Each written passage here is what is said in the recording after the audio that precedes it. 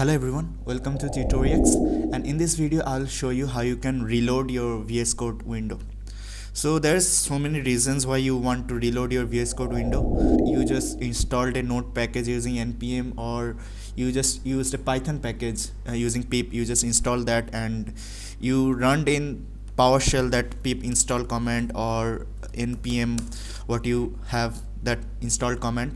So it might happen that the change is not reflected. For an example, you are importing a library here and you just install that library, but when you're trying to import that library, it's saying it's not installed, module not found. So for that, what you can do, what I used to do when I started, I used to close the VS Code and start again. So that's not that's not the way you do it.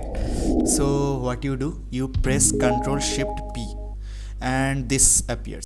So sometime maybe this arrow is not there, so you click this arrow and this is all the things you can see here.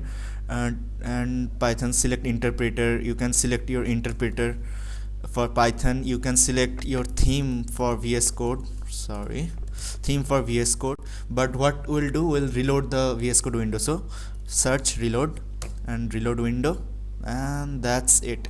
So next time you have any issue with package installation, or maybe you change the theme, or maybe the VS Code installed, or you change some VS Code settings, instead of closing and opening VS Code, you can reload this. Okay, so see you next time.